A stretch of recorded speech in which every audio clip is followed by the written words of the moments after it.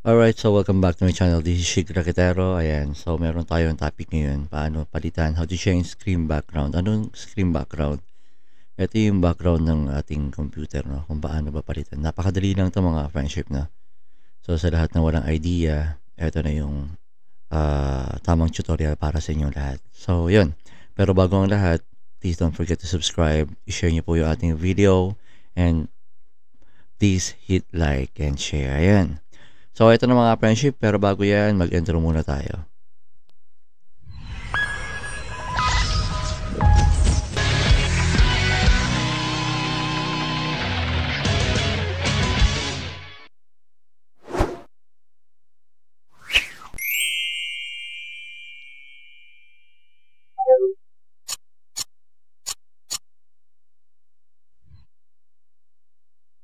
So, yun na nga mga friendship na nandito na ako. So, ito na.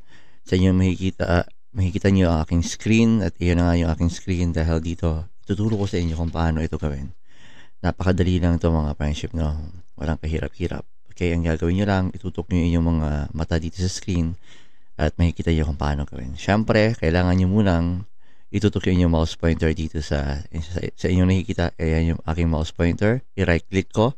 Right click means pindutin nyo yung kanang bahagi ng inyong mouse. Okay? So, yun. Tapos punta kayo sa ilalim, meron tayong personalize. I-click nyo lang yan. Tapos pag click nyo lang personalize na yan, may kita nyo to. Ayan, meron tayong browse dito. Okay? So, sa inyo makikita, pwede nyo palitan. Itong mga to, pag click nyo yan, yan, lalabas yan. Yan. Papalit yung, sa inyo nakikita, pumapalit dito, ibig sabihin, ganoon din sa screen nyo, pumapalit na yan. So, ayan, click nyo lang. And then, kung ayaw nyo naman dito sa mga pagpipilian dito, punta kayo dito sa browse. Okay? Pero siguruhin nyo na nakapag-download kayo ng inyong mga picture na gustong ilabas sa screen nyo. Okay? So, pag browse nyo yan, lalabas yung folder. Ayan. So, hahanapin nyo dito. For example, meron kayong dinownload. Sa download, hanapin nyo dyan. At, for example, ito, pag click nyo yan, at choose picture, lalabas siya dito.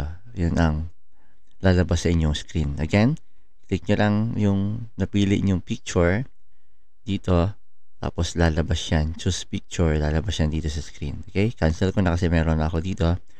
So, ayan. Basta pag pinili nyo na yung mga lalabas na picture dito, pag lumabas yan, yan. Pag yan ay lumabas dito sa may preview niya, ibig sabihin, nandun na yan sa inyong screen. So, ganun lang siya kadali mga friendship, no? So, piliin nyo lang, ayan, okay na yan. So, ganun.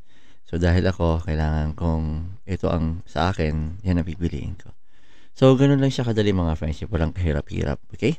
So, sana kung naintindihan nyo or nagkaroon kayo ng idea at naging masaya kayo sa aking tutorial, please don't forget to subscribe and share this video para naman ma-share natin sa ating mga mahal sa buhay saan mang sulok ng mundo. Okay? So, happy 30,000 subscribers sa ating lahat mga friendship. At yun na nga,